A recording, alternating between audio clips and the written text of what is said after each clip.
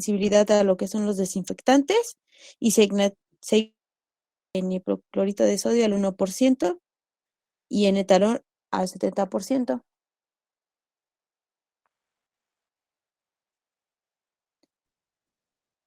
En su estructura, como les decía, va a medir 60 nanómetros. También va a tener una membrana externa que va a ser una bicapa lipídica y va a estar formada por 60% de fosfolípidos, 30% de grasas neutras y 8% de glucolípidos. Va a tener prolongaciones o en este caso las puntas acá. Y en estas van a estar las superficies de glucoproteínas específicas. En este caso se puede ver aquí las glucoproteínas. Y su cápside vírica va a estar compuesta de varias lipoproteínas. En este caso, pues vamos a tener la nucleocápside C, que es un factor que nos va a permitir la virulencia del virus. Y también vamos a tener un núcleo viral de ARN de cadena simple positivo y única, que va a, por decirlo así, imitar a lo que sería el ARN mensajero, que esto pues, nos va a ayudar ahorita en el caso de que les explique cuando les explique la fisiopatología. Primero, como característica principal, la rubiola va a producir un exantema, va a ser un poco similar al exantema del sarampión, pero en este caso va a ser menos difuso y más rápido.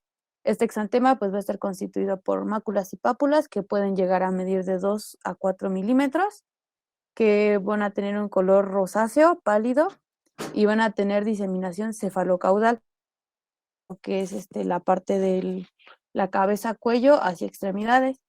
Esta pues va a tener una generalización rápida y una duración efímera. Este exantema va a desaparecer aproximadamente a los 3 días y no va a dejar pigmentación residual, no va a dejar como que esa secuela y a veces llega a tener una descamación que va a ser un poco leve.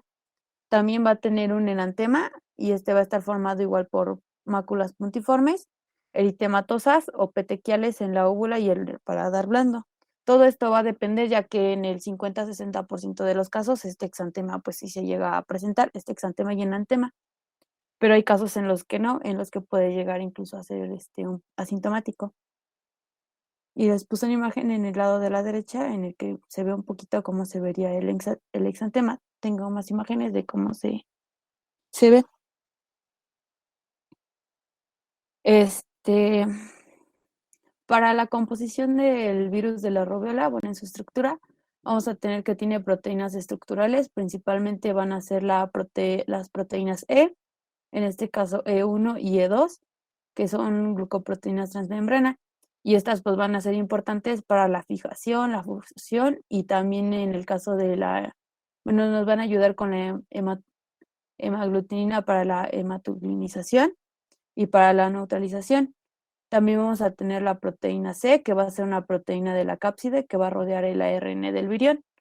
En este caso, la hemaglutinina y los antígenos fijadores del complemento van a estar compuestos por una combinación de lo que serían las proteínas E y las proteínas C.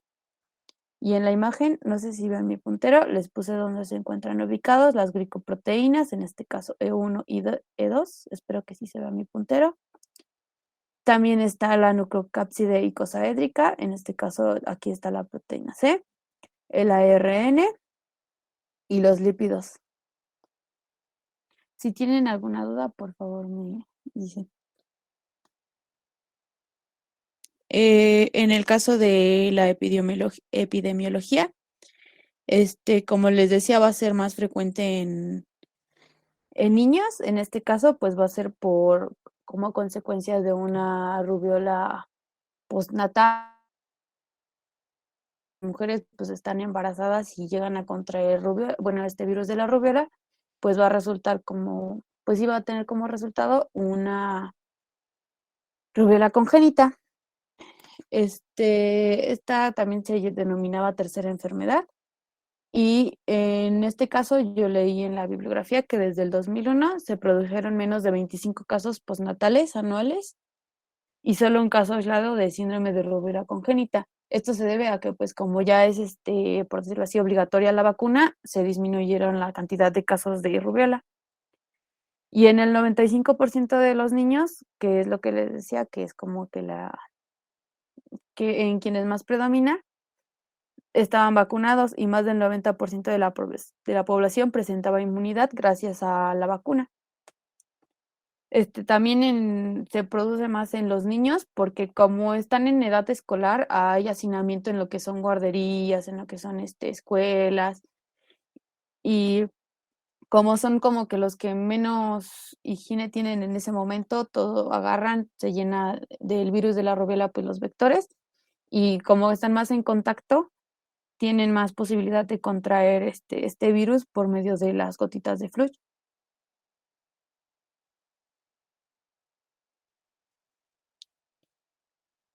Eh, en la duración de la inmunidad frente a la rubiola, leí que se iban a desarrollar títulos de anticuerpos frente a este virus y también iba a haber presencia de inmunidad celular frente a los virus que iba a estar asociada, al igual que en el caso del sarampión, con los linfocitos T CD4 y CD8, y estos incluso podían durar hasta años después de haber tenido contacto con este virus. Y en una bibliografía me pareció curioso notar que había persistencia de anticuerpos específicos contra este virus hasta 14 años después de la inmunización.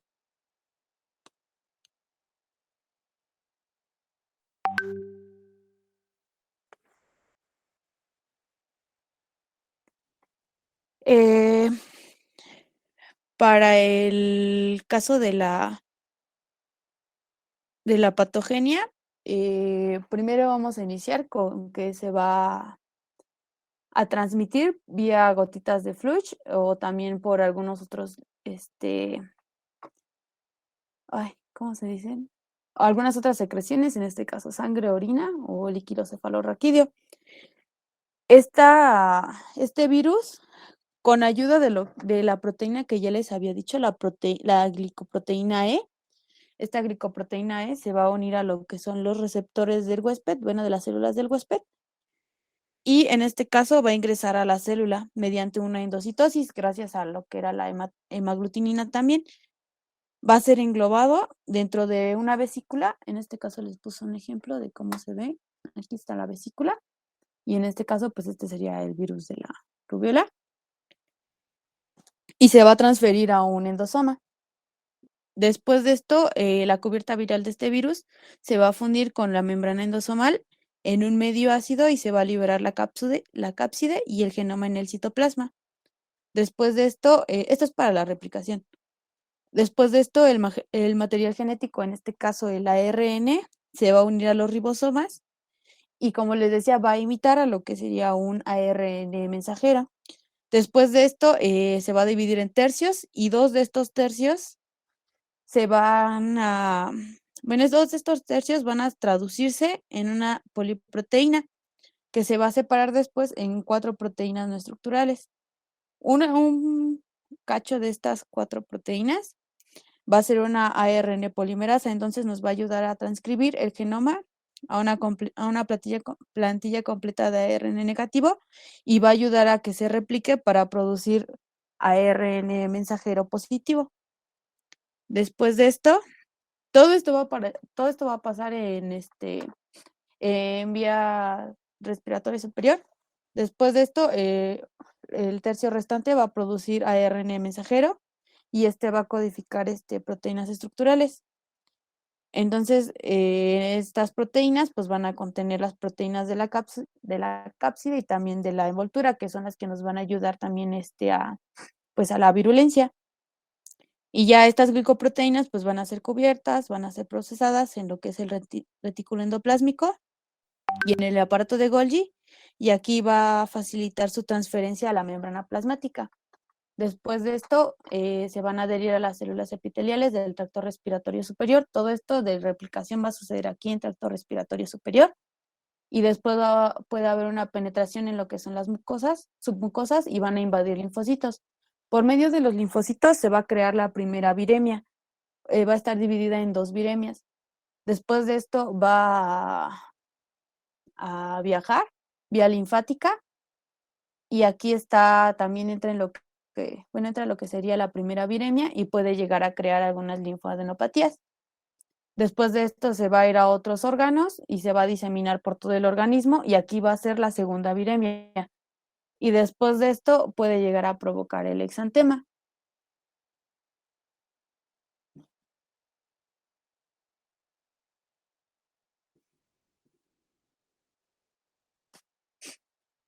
Eh, no sé si tienen alguna duda. Si tienen duda, me dicen. No, ninguna duda, dinos. Sí, Dina, gracias. Gracias.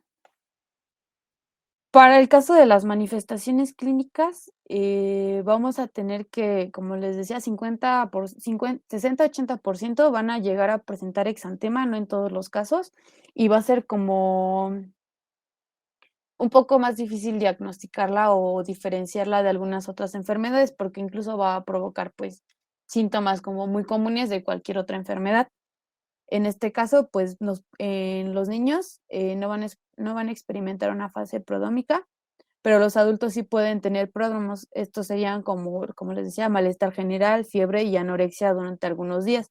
Entonces, pues va a ser como que más difícil pensar o sospechar de lo que es la rubiola, a menos que aparezca el exantema, pero pues como ya habíamos visto en las patologías anteriores, pues tenemos que hacer un diagnóstico clínico porque podemos llegar a confundirnos.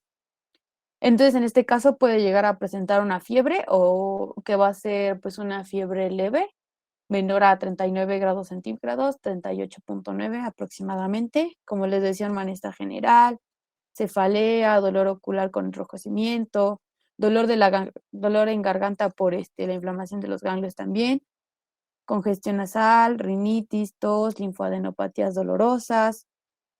También estos ganglios pues van a ser afectados y puede haber esta inflamación. En el caso del exantema, que va a ser pues lo que más o menos nos dé como que una pauta para sospechar de lo que es la rubiola, pues va a comenzar, al igual que en el sarampión, en lo que es nuestra parte caudal, en nuestra cara, y se va a extender hacia el cuerpo. Después, este exantema pues va a ser maculopapuloso, pero no va a ser confluente y como les decía, puede llegar a ser descamativo. Y en algunos casos, pues incluso estar ausente. Y el enantema pues va a consistir en las lesiones petequiales en el paladar blando. Igual puede estar ausente, o sea, no va a ser como que de ley que se presente el exantema.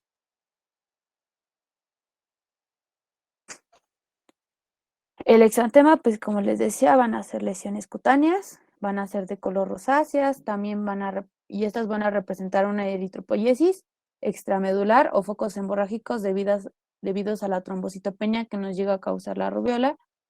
Y también nos van a dar decía, bueno, en la bibliografía decía que a los niños que nacen con rubiola congénita, van a tener un parecido a lo que sería un muffin de mora azul, ya que porque, por lo mismo de que se ve como que todas las máculas en el niño, llega a dar como que ese aspecto de los panquecitos, o bueno, de los muffins en este caso.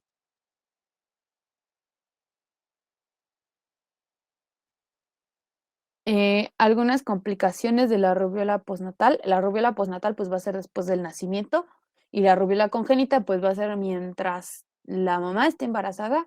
La mamá adquiere el virus de la rubiola y lo pasa por vía placentaria al bebé. Entonces, en este caso de las complicaciones de la rubiola postnatal, vamos a manejarla igual como una rubiola pues normal, como en niños y en adultos. Va a tener algunas complicaciones como las más comunes son artritis o artralgias. También vamos a llegar a tener algunas manifestaciones hemorrágicas, trombocitopenia y encefalitis. Y estas pues la encefalitis va a ser similar a la encefalitis que teníamos en sarampión. Y algunas de las manifestaciones de esta rubiola congénita las vamos a manejar en 3 tipos: las manifestaciones transitorias, permanentes y en desarrollo.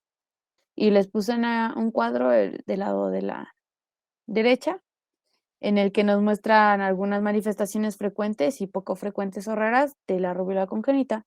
En las frecuentes, pues algunos ejemplos van a ser bajo peso al nacer, que va a ser pues una manifestación transitoria, una púrpura trombocitopénica que igual va a ser transitoria, algunas lesiones óseas igual transitorias, pérdida de la audición, que también es como que un poco más común verla, que puede ser permanente o en desarrollo, igual algunas cataratas que pueden llegar a ser permanentes, retinopatías, algunos retrasos mentales, algunos trastornos en el comportamiento, algunas hernias, microcefalia. Y otras poco frecuentes o raras en estas podrían entrar lo que son la ictericia, que podría ser transitoria, algunos, bueno, glaucoma, que podría ser permanente,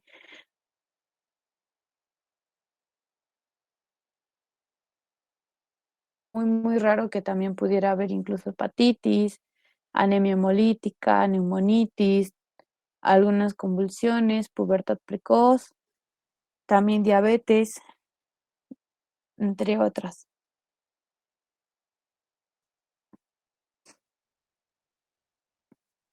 Unas de las complicaciones, por decirlo así, de lo que sería la rubiola congénita. Bueno, perdón. Una de las complicaciones sería el síndrome de rubiola congénita, que les decía que va a ser transmitido de la madre hacia el producto durante la gestación. En la bibliografía se decía que entre más pequeño el producto, más problemas iba a tener o más grave iba a ser el contagio de lo que es la rubiola, ya que pues al producto estar todavía en una etapa como que en una etapa inicial de lo que sería el desarrollo, pues va a tener más alteraciones, pues que en un producto que ya está, por decirlo así, que ya lleva como que más desarrollo sano, por decirlo así. Y en los dividía como que en etapas y decía que durante los 2 primeros meses de gestación, este feto podía tener un 65-85% de probabilidades de tener afectaciones, en las cuales iban a entrar, pues, pronóstico de malformaciones congénitas múltiples, incluso también aborto espontáneo o ambas cosas, un aborto por malformaciones congénitas.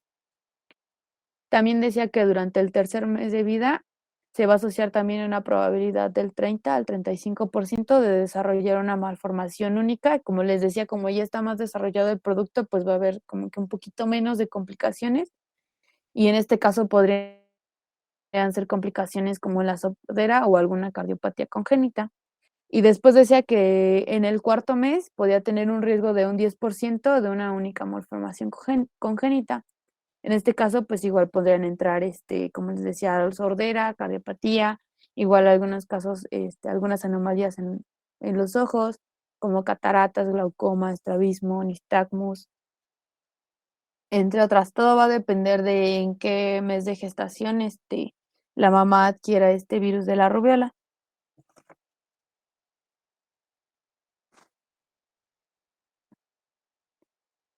Algunas manifestaciones clínicas de la rubiola congénita que va a tener el producto, pues pueden ser bajo peso al nacer, algunos problemas oculares, como les decía, cataratas, glaucoma, sordera. También puede tener defectos cardíacos, defectos en el sistema nervioso central, algún retraso psicomotor, microcefalia, encefalitis, alguna hepatomegalia, hepatitis, incluso lesiones óseas.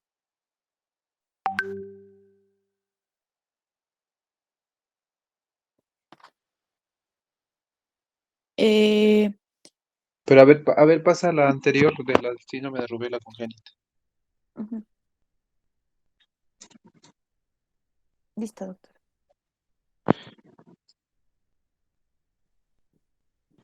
A ver, entonces, ¿cuál es la triada de la rubiola congénita? Sí, bueno, yo leí que era la tria- tre- tetrada de Greg, que iban Ah, a sí, la hacer, tetra de Gre- Ajá, y se les dice coco. Bueno, si estoy mal, me corrige, por favor.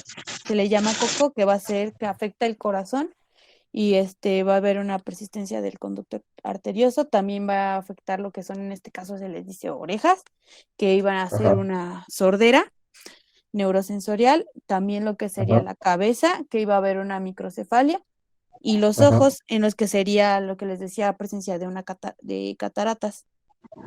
Catarata congénita. Ujú. Ajá, es la tetrada de Gre. Ok. ¿Qué más?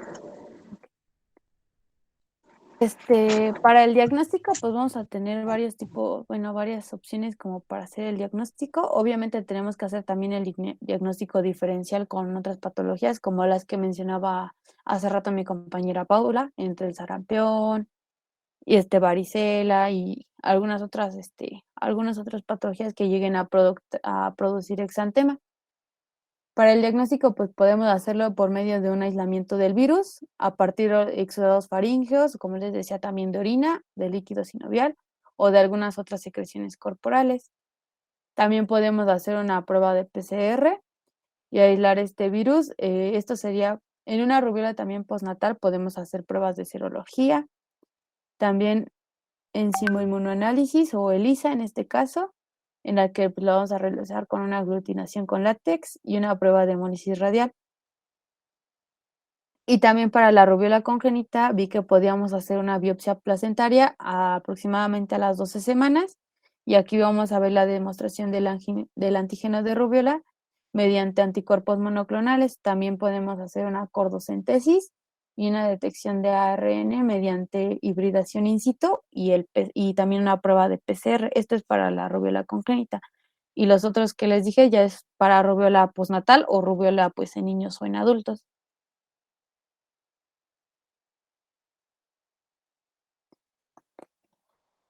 Y para el tratamiento, al igual que el sarampión, no hay un tratamiento en sí para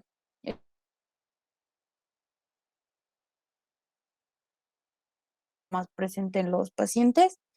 En este caso, yo leí que también antes, o bueno, no sé si aún se sigue usando, yo vi que decía que más, bueno, antes se utilizaba mucho la administración de IgG. En este caso, pues lo que hacía era como que ayudarnos a tener más inmunidad contra lo que sería la rubiola. Bueno, no tanto como que más inmunidad, sino que como que no nos afectara tanto, por decirlo así. Y estas se administraban casi siempre en mujeres embarazadas, más que nada para prevenir lo que sería la rubiola congénita, porque en el caso de una persona que ya es adulta o que es un niño, pues no podríamos dar como que sí mucho IgG porque pues el tratamiento va a ser más sintomático. Este, y más que nada también tenemos que ver las personas o la población que tenemos pues más expuesta a lo que sería este virus. También les decía que para el tratamiento, pues dependiendo si tenemos fiebre, pues vamos a dar en este caso, pues a lo mejor, no sé, paracetamol, dependiendo de el paciente. También medicamento sintomático para artritis o artralgias, va a depender de si se presenta o no, porque como les decía, en algunos casos, pues nada más también es el exantema. Y pues el tratamiento va a ser pues meramente sintomático en caso de tener síntomas.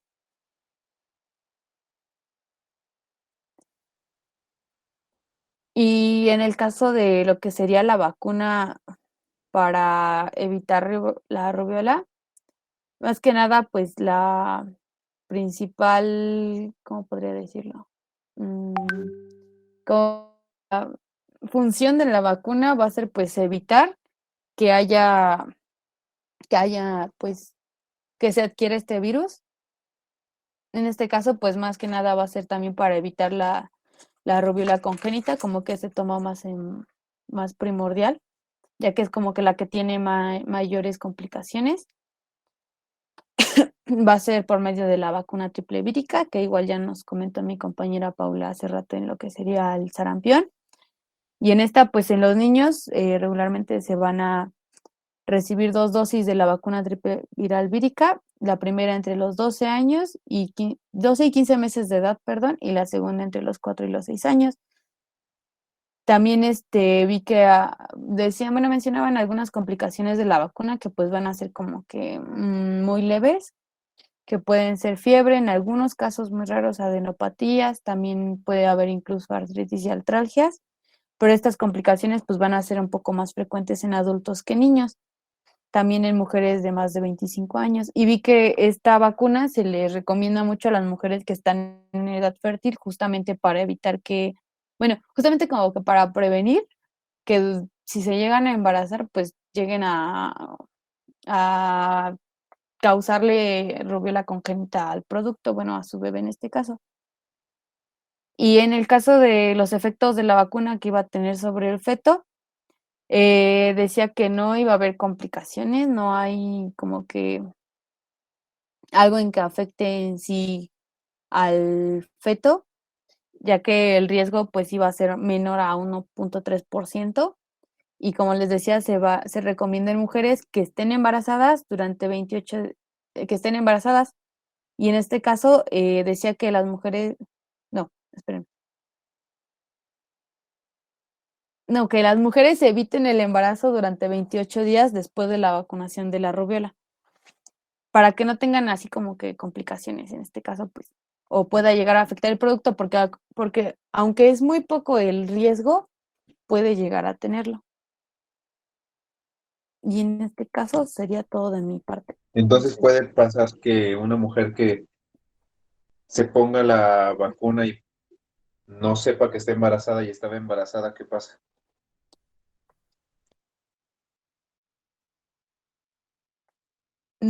Eso no lo entendí muy bien. Yo tengo entendido que, o sea, sí podía haber riesgo de algunas complicaciones, en este caso sería pues algunas malformaciones congénitas, pero es como que muy, muy, muy raro, o sea, es casi nada que haya,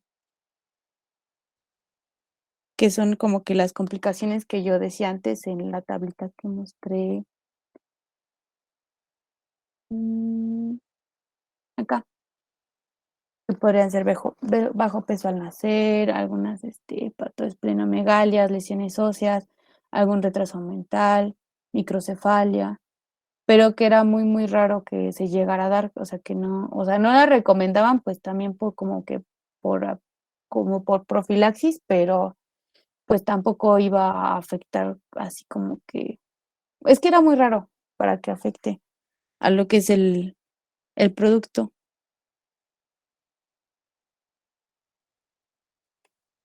Pero entonces, ¿qué vacunas se les ponen a las embarazadas?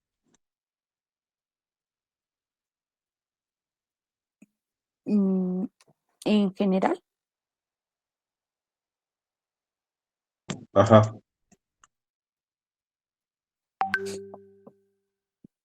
pues Es es la TDP, TEDAP, perdón. La de la hepatitis B, DPTA, influenza. rabia, La la triple viral, esa es la que no se les la pone. triple viral se le pone No, esa no se le pone porque es la que tiene la del sarampión, rubiola y papera, si no me recuerdo. parotiditis. Ah, sí, es cierto, esa, perdón. Ay, Miguel Ángel. ¿Y entonces cuál se le va a poner?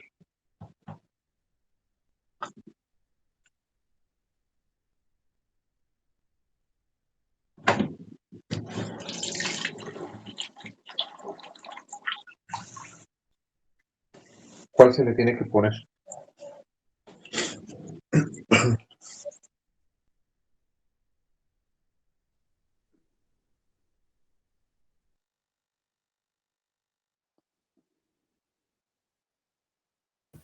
Pues se supone que son las de tétanos, difteria, influenza.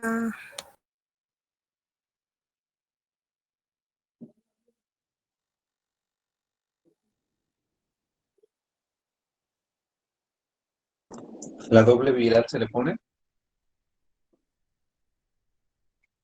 Según yo no, porque también tiene pues el sarampión y rubiola, ¿no, doctor? Otra que se podría agregar a las que dijeron mis compañeros serían las de la hepatitis, ¿no? A y B. Pero entonces la del sarampión y rubiola no, la SR. Sí, doctor, se supone que, bueno, se puede aplicar lo que es la SR en personas que no tengan como tal en el esquema la primera dosis o la segunda dosis de la triple viral en personas, bueno, en mujeres embarazadas y bueno, en niños mayores de 11 años y en adultos que no tengan ningún esquema de la triple viral. Bueno, es que eso lo iba a mencionar en mi expo, pero no sabía si también aplicaba para la rubiola.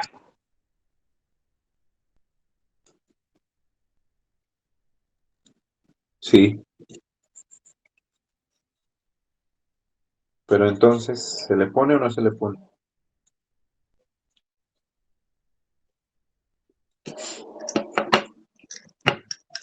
La doble viral, sí, según yo. Bueno, leí que sí. La SR sí, pero la triple viral no.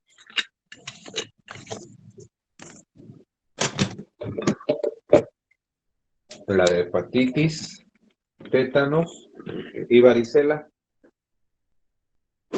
No, esa no se pone. No se le ¿Cómo? pone, doctor. Esos no Esa son no. indicadas. ¿Por qué?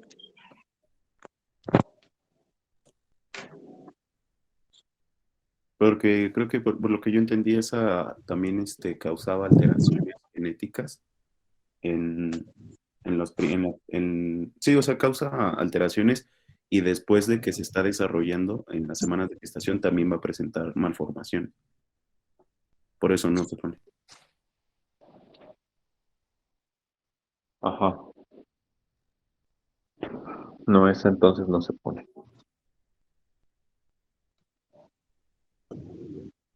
Bueno,